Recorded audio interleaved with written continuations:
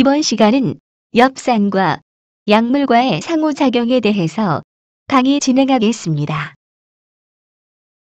먼저 비타민 B9, 즉 엽산의 결핍 원인으로 생기는 질병들에 대해서 알아보겠습니다. 1. 비타민 B9은 많은 사람들이 낮은 수치를 가지고 있습니다. 특히 알코올 중독자나 염증성 장질환자, 그리고 셀리악병을 가지고 있는 사람들은 결핍이 발생할 수 있습니다.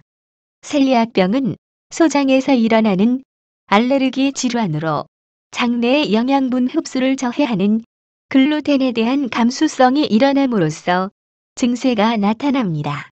글루텐은 보리, 밀 등의 곡류에 존재하는 불용성 단백질입니다. 더 쉽게 말하자면 밀가루 특유의 쫄깃하고 찰진 식감을 만들어주는 성분입니다. 2. 특정 약물도 체내에서 비타민 B9의 수준을 낮출 수 있습니다. 이 부분은 맨 뒷장, 약물과 상호작용 부분에서 보다 자세하게 설명해 드리겠습니다. 이번에는 비타민 B9 결핍 시 나타날 수 있는 증상에 대해서 알아보겠습니다. 1. 빈약한 성장, 혀의 염증, 치은염, 식욕의 손실, 호흡곤란, 설사, 과민성, 건망증, 정신부진 등을 들 수 있습니다. 2. 임신한 여성은 구개열, 척추파열, 뇌손상을 포함하여 신경관 출생 결함의 위험을 낮추기 위해 더 많은 비타민 B9이 필요합니다. 신경관 결함은 궁극적으로 뇌와 척수를 만들어내는 신경관이 비정상적으로 발달하여 나타나는 선천성 질병입니다.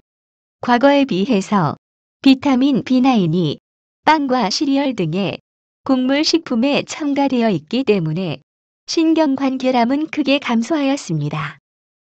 비타민 B9 복용 시 주의사항들입니다. 1. 경구 형태로 비타민 B9 보충제를 약물과 함께 복용 시 부작용 및 상호작용 가능성이 있습니다. 따라서 지식이 있는 감독자와 상담을 진행 후 복용해야 합니다. 2. 1일 권장량을 통해서 비타민 B9을 복용하는 경우는 부작용이 드뭅니다. 하지만 매우 높은 복용량은 아래와 같은 부작용이 발생할 수 있습니다. 위문제, 수면장애, 피부반응, 식욕부진, 구역질, 발작 등이 있습니다. 3. 비타민 B9을 800마이크로그램 이상을 복용하기 전에 의사와 상담을 해야만 합니다. 왜냐하면은 고용량 복용은 신경계에 영구적인 손상을 일으킬 수 있으며 또한 비타민 B9만 복용으로 인해서 비타민 B12의 결핍 증상을 감출 수 있기 때문입니다. 다시 말해서 비타민 B9 한 가지만 장시간 복용하는 것은 다른 중요한 비타민 B의 불균형을 초래할 수 있다는 말입니다. 따라서 비타민 B 복합체 형태로 복용해야 하는 것입니다. 4. 가장 중요한 점은 발작 또는 암 치료를 받고 있는 사람은 의사에 알리지 않고 비타민 B9을 절대 복용해서는 안 됩니다. 비타민 B9 1일 복용량 가이드입니다. 0개월에서 6개월까지 신생아는 65마이크로그램입니다. 7개월부터 12개월까지 유아는 80마이크로그램입니다. 어린이 1살부터 3살까지는 150마이크로그램이며 4살부터 8살까지는 200마이크로그램입니다. 그리고 9살부터 13살까지는 300마이크로그램입니다. 14살 이상의 남성과 여성은 모두 400마이크로그램입니다. 임산부는 600마이크로그램입니다. 다음은 비타민 B9과 약물과의 상호작용에 관해서 알아보겠습니다. 다음과 같은 약물 중 하나를 복용하는 경우 먼저 의사와 상담하지 않고 비타민 B9을 복용해서는 안 됩니다. 첫 번째, 테트라사이클린 항생제와 비타민 B9과의 연구 내용에 관해서 알아보겠습니다. 1. 비타민 B9은 테트라사이클린 약물의 흡수 및 효과를 방해하기 때문에 함께 복용해서는 안 됩니다. 테트라사이클린은 광범위하게 사용되는 항생제로서 축산물, 수산물 등의 장내세균 감염증, 호흡기 질병, 원충성 감염 질환 등의 치료제로 사용됩니다. 원충성 감염 질환이란 기생하는 원충에 의한 전염성 질환으로 샤바스병과 말라리아 등이 있습니다. 2. 비타민 B9은 다른 비타민 B 복합체와 함께 복용한다든지 단독으로 복용할 수 있으나 항생제 테트라사이클린과는 시간 차이를 두고 복용해야 합니다. 물론 비타민 B 복합체 보충제도 테트라사이클린과 다른 시간대에 복용해야 합니다. 두 번째, 페니토인과 비타민 B9에 관한 연구 내용입니다. 페니토인 약물은 간질이나 정신질환 등에 사용되는 약물입니다.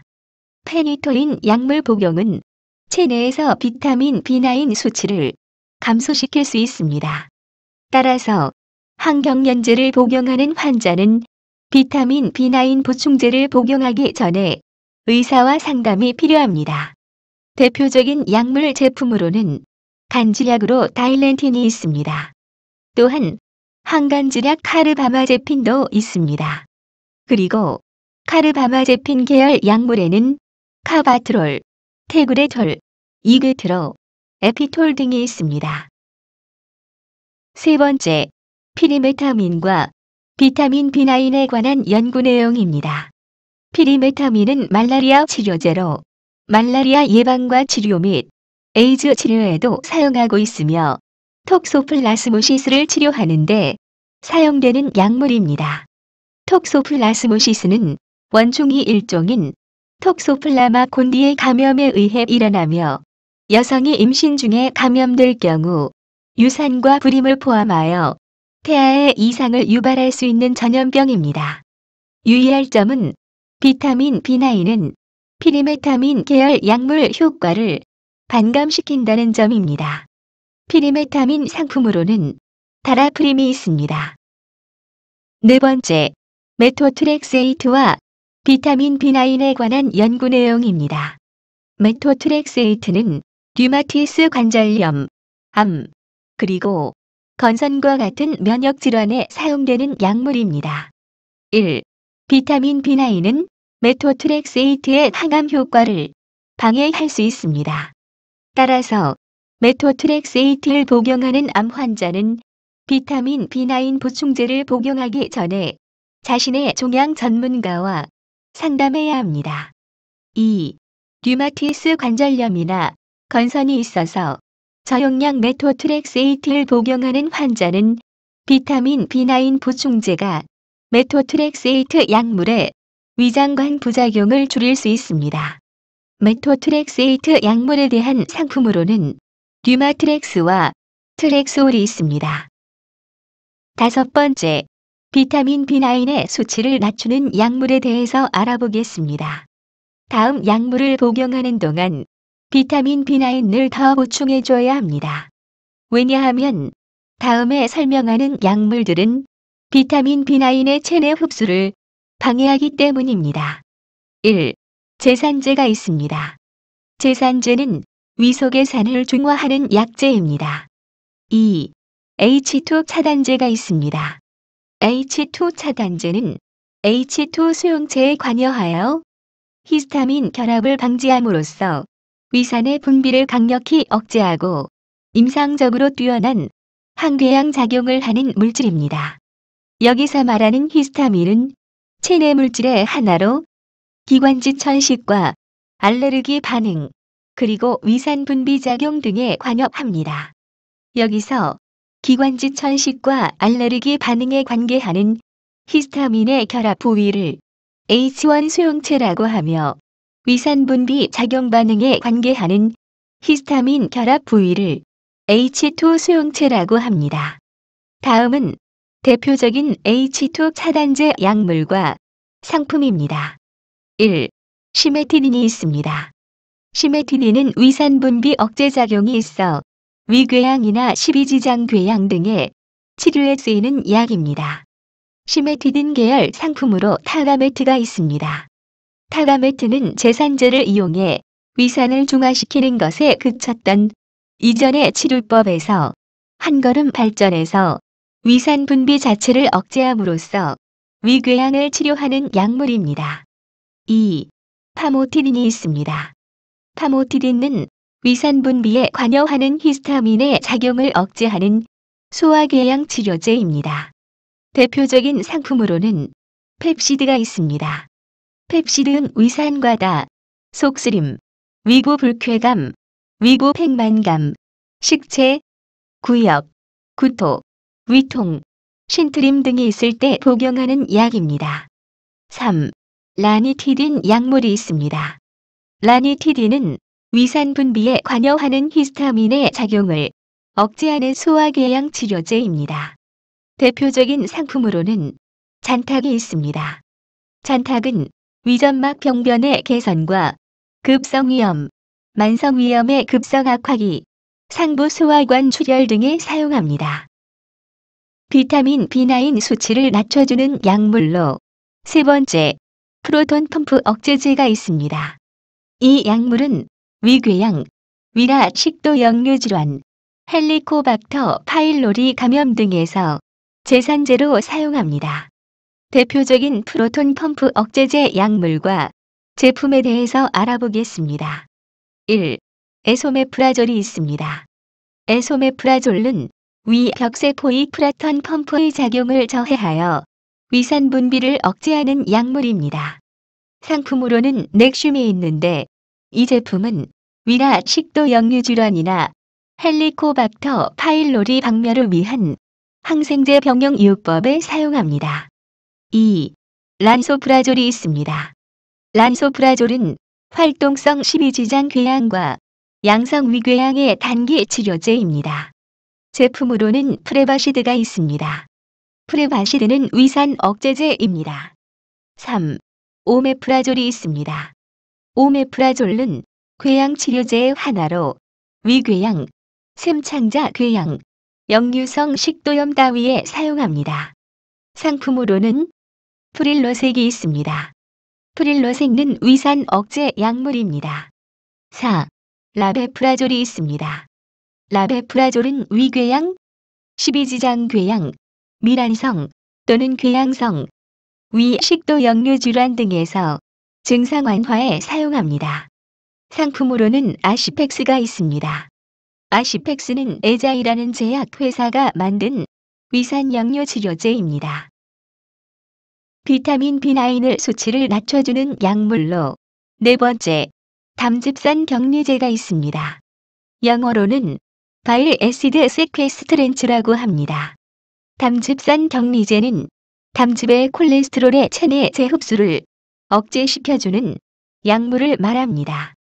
다음은 담즙산 격리제 약물과 상품입니다. 1. 콜레스티폴이 있습니다. 콜레스티폴은 콜레스테롤의 농도를 강화시켜주는 약물입니다. 상품으로는 콜레스티드가 있습니다.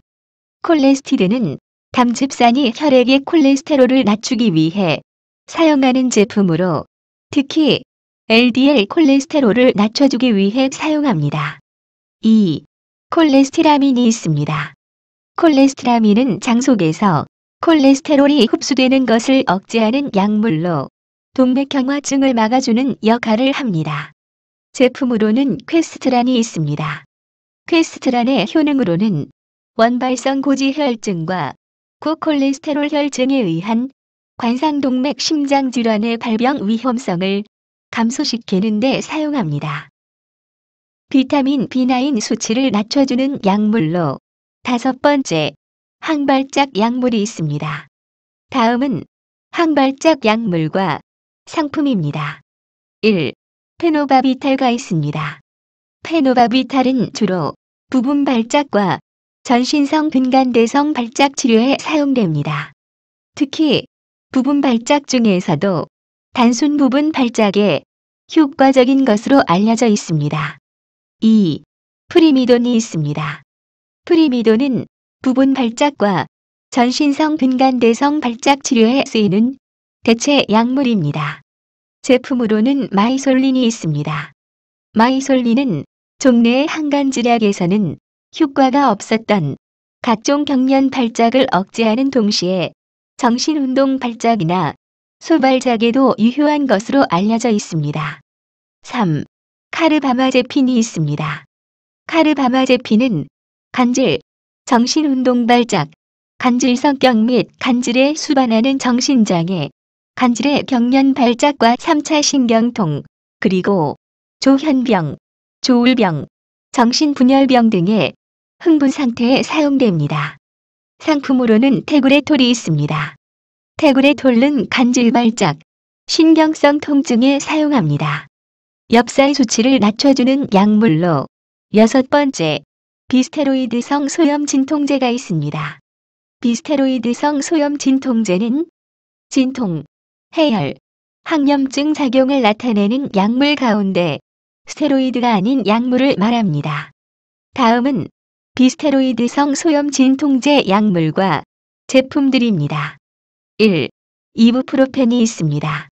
이부프로펜은 아스피린과 더불어 비스테로이드성 소염 진통제의 대표적 성분으로서 체내의 통증 유발 물질인 프로스타글라딘을 만드는 사이클로옥시지네이스 약자로 COX2라는 효소를 억제하여 통증을 줄여주는 작용을 합니다. 제품으로는 어드빌이 있습니다. 2. 나프록센이 있습니다. 나프록센은 염증을 발생시키는 효소인 사이클로옥시지네이스를 차단하여 프로스타글라딘의 생성을 억제시켜줍니다. 제품으로는 얼리브가 있습니다. 얼리브는 두통약으로 바이엘사에서 만든 약인데 우리나라에는 아직 들어오지 않은 약입니다. 비타민 B9 수치를 낮춰주는 약물로 7번째, 설파살라진이 있습니다. 설파살라진은 궤양성 대장염과 류마티스 관절염을 치료하는 데 사용하는 약물로 이 약물은 비타민 B9의 장내 흡수를 억제하고 비타민 B9의 결핍을 발생시킬 수 있습니다. 유의할 점은 설파살라진을 복용하는 환자는 자신의 비타민 B9 섭취를 증가시키기 위해서 비타민 B9 보충제를 복용해야 합니다. 8번째, 트리암테렌이 있습니다. 트리암테렌은 이뇨제입니다. 상품으로는 다이레니움이 있습니다. 다이레니움 제품은 원이세뇨관의 칼슘 배설을 억제하고 나트륨과 요산 배설을 증가시켜줍니다. 유의할 점은 다이레니움은 비타민 B9의 전구체인 파라아미노 안식항산과 구조가 비슷하여 경쟁적으로 비타민 B9 합성을 억제합니다. 9번째로 사이클로세린이 있습니다. 사이클로세린은 결핵균의 유효한 항생제입니다. 대부분의 결핵 치료에서 2차 약제로 분류됩니다. 10번째로 트리메소프림이 있습니다. 트리메소프림은 gram, 양성 및 음성균의 광범위하게 작용하는 합성 항균제입니다. 트리메소프림은 엽산의 대사 과정 중 디히드로엽산 환원 효소를 저해하기 때문에 디히드로엽산은 테트라이드로엽산으로 환원되지 않아 엽산 수치가 감소하게 됩니다. 이상으로 엽산과 약물의 상호작용에 대한 모든 강의를 마치겠습니다. 감사합니다.